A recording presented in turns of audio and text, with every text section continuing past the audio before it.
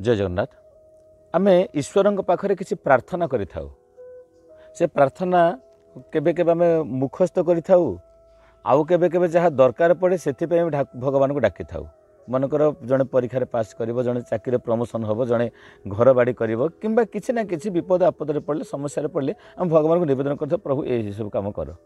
जदि किसी गुहारी न थाए भगवान पाखे आम जो प्रार्थना मुखस्थ करते भी भगवान प्रार्थना रूप में जन था। ये कथा उठे भगवान पाखे आम जो प्रार्थना करूँ से प्रार्थना केते पहुँची था भगवान के निकट में। ईश्वर कौन सब प्रार्थना को शुणी था कि जदि शुणी था सब प्रार्थना ताहेले आमे तो जहाँ जहाँ चाहूचे ताहा भी भगवान दे दियंते ना। ईश्वर पाखे सब प्रार्थना सहजरे पहुँची न थाए। आमे भगवान को प्रार्थना करवा तेणु केमिति प्रार्थना कले ईश्वर को निकट पहुँचे से कथाटी आज आलोचना परिसर को जीवा। ए कहानी माध्यम आमे प्रार्थना पे गोटे निर्दिष्ट समय देखी था। कौन ना सकाळ प्रार्थना करवा ना संध्यारे प्रार्थना करवा। अरे संध्यारे सकाळ कौन भगवान था अन्य समय भगवान न था कि प्रश्न आसो ये कहीं सकाळ संध्या को बछा जाइए। हाँ ये आमे किसी कर्म जंजाल भितर थाऊ संध्या समयटा अंधार हो आस बेलू आम से फांका हो जाऊ कि सका उठला बेलू सेमती कर्म झामला किसी न था जंजाल किसी न था आम से प्रार्थना करूँ। चित्त स्थिर थाए मन स्थिर थाए से आम प्रार्थना करूँ। तेरे ता माने कौन आम भगवान केवल जदि संध्यार सकाଳେ थांती आउ दिन मान कौन न थांती ना भगवान सब बेले थांती प्रार्थना सब बेले भी हो पारे। तेबे ये सकाळ संध्या व्यतीत आमे कहीं अन्य समय प्रार्थना कर न थाउ। प्रार्थना करे आमे कौन बुझा भगवान केवल से स्तुति करवाटा को बुझा ना अन्य किछि। ये नहीं गोटे उदाहरण गोटे आश्रम थिला। आश्रम रे बहुत पिला पढ़ुथिले। पढ़िया बेले जेते बेले आश्रम रो पिला माने गोटे तांकर शिक्षा वर्ष शेष करी बाहर जाती दूर जगह को जाती से गुरुजी तांको अनेक प्रकार शिक्षा भी देता। से दिन भी सेमती प्रार्थना विषय रे गुरुजी शिक्षा देवाक जाई कहले देख तमे तमर काम करूथिबो तार भितर ईश्वर को भी स्मरण करूथिबो मने पकाउथिबो। पिला माने चली गले आपण देखुना आज आमे भी जेते जेते सब अच्छा पिला माने पढ़ी आपण मान जीवन कथा भी कहतु।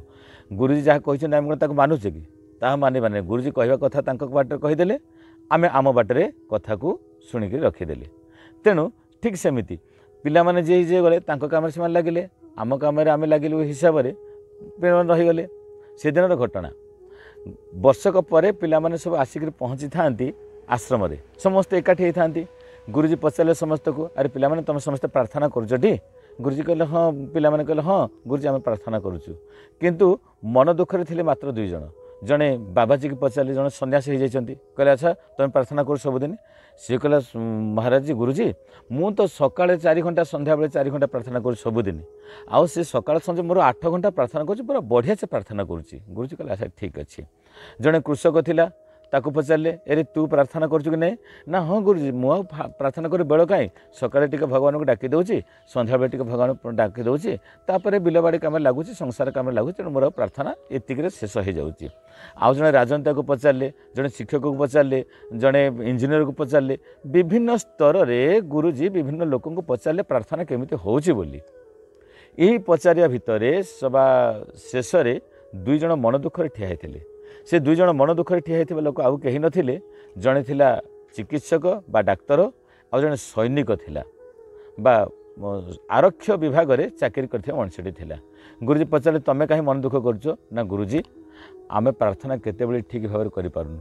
कारण केतेबेले जदि पुलिस बा सैन्य विभाग रे थिवा लोकटी कहला आमे देशर सीमा सुरक्षा बाहिनी अच्छी तेणु केतेबेले मुझे जगी थी सैनिक मानक मोर ड्यूटी विभिन्न समय पड़ता बदलिक पड़ू थाए। आज सकाଳେ पढ़ाते काली संध्यारे तेणु सकाଳେ प्रार्थना करें संध्यारे प्रार्थना करें। किंतु एतिकी करुच्ची गुरुजी जिते बड़े फांका होची से समय अंतत ईश्वर को निवेदन करुच्ची कृतज्ञता जनाऊँगी प्रभु मो जीवन तो भल किसी मिलला ना यही कम करके जाऊँगी तथापि मुझे थी आप कृतज्ञता जनाऊँगी। डाक्तर बा चिकित्सक भी से कथा कहले कहले गुरुजी मु सकाଳେ कौन संध्या बेले कौन जिते बड़े तो प्रार्थना करके बसती लोक कबाट बाड़े आसिक आज्ञा ए रोगी आसी किए कह आज्ञा से रोगी आसी ना सकाळ ना संज मो सकाळ जहाँ संध्या संध्या ताहा राति भी से दिन से सब जाक सामान मत शोवाक विश्राम मिल न थाए। गुरुजी कहले अच्छा ताहले एभली भाव तुम प्रार्थना करुच ना से नो शोचे शोया समय मिलनी प्रार्थना करी केते गुरुजी आ प्रार्थना भी करें। गुरुजी समस्त को देखला परे कहले तमे 2 जनकर प्रार्थना जमिति करूच तुम दी जन प्रार्थना ही भगवान निकट में पहुँचो। कारण प्रार्थना कहले केवल गोटे जगार गोटे समय तुम भगवान को प्रार्थना कर जहाँ शिखिथ स्तव स्तुति कर प्रार्थना कह जाए न पारे। प्रार्थना हूँ प्रति कर्मक्षेत्र थी भगवान को कृतज्ञता जनइब। अनेक समय आम जो प्रार्थना करते आम भागवत पढ़ला बेले कहू गजेन्द्र स्तुति करवा, प्रहलाद स्तुति करवा, ध्रुवर स्तुति करवा। ध्रुव जो स्तुति करथिले तांको विपद पाई से स्तुति करथिले। गजेन्द्र बा गजराज जो स्तुति करथिले तांको विपद पाई से स्तुति करथिले। गजराजर जो विपद बा गजराजर जो समस्या आमर से समस्या नाही। प्रहलादंकर ध्रुवंकर जो समस्या से समस्या आमर नाही, तांको समस्या व्यक्तिगत भाव में।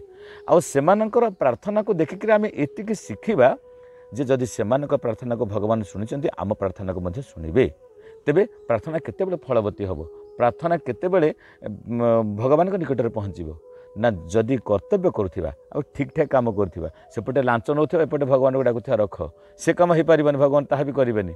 भगवान एत मूर्ख नुहति कि बोका नुहति। आमे सिना भावुचे मनुष्य जानी पारुनी किंतु से तो सर्वद्रष्टा सब से जानुचंती। तांको पाखरे प्रार्थनाटा एमिति पहुँचो जड़े सचोट होइथिबो, भल काम करुथिबो, नित्य नैमित्तिक काहाकू आघात दौनथिबो। जदि एही भली मनुष्यटे होइथिबो निश्चित भाव में भगवान तार डाक तार प्रार्थना शुणी था। प्रार्थना कहले गोटे निर्दिष्ट समय तुम जाकि पहुँचब प्रार्थना कर ताहा नुहे। जदि कर्तव्य दिखाई कर्म भी दिखाई जदि किसी दायित्व अच्छी से दायित्व तो बुझीनि तो भगवान के माध्यम आसी तेणु से दायित्व भितर जदि आम प्रार्थना करवा ताले भगवान पाखे ताहा पहुँचीज। तेज आसतु ये जो प्रार्थना आम करुचे प्रार्थना प्राण थिबा दरकार, प्राणवंत हवा दरकार। ताहले प्रश्न उठे आमर प्रार्थना भगवान के पाखे कहीं पहुँचनी केमिति पहुँचब ना। आम प्रार्थना भगवान पाखे न पहुँचार मुख्य कारण होची आम मनर चंचलता। चंचलता कहले कौन बुझा? गोटे छोटिया उदाहरण, मनकर आकाश सूर्य अच्छा बा चंद्र अच्छा, मझे अच्छे बादल, एपटे अच्छे आमे। गोटे पाखे आमे थी जदि बादल मझे रहा सूर्य को आम देखिपर ना, चंद्र को आम देखिपर ना। ठीक सेमिति आम मनर चंचलता ईश्वर को देखई दिए ना। बादल जदि आम मनर चंचलता हुए, सूर्य जदि भगवान होती आम ये द्रष्टा होता। ठीक सेमिति सूर्य को ढांकिबा भली बादल जमी ढांकी दो सूर्य को, सेमती भगवान पाखरे आम प्रार्थना न पहुँचापी बाधक हुए सूर्य को देखापी बादल, सेमती आम मनर चंचलता हूँ बाधक भगवान निकट में पहुँची पारि न थाए। तेज प्रार्थनाटा आसे हृदय भितर। प्रार्थनाटा जिते लुह ही झरी पड़े, प्रार्थना जिते बड़े कुह हो उकुटी उठे, सेतिक बेले भगवान आम दुख आम डाक को शुणी था। ताने नुहे सबुजाक डाक सबुजाक दुख शुणे, सबुजाक दुख सबुजाक डाक शुणापी आमर पूर्वर कर्मफल किसी प्रारब्ध थिबा दरकार। तेबे आमे जो प्रार्थना करुचे से प्रार्थना रे प्राण रहू, भगवान को कृतज्ञता जनइबा, ताहा ही आम जीवन प्रार्थना हम। आ प्रार्थना माध्यम भगवान आमर डाक को सहज शुणी था।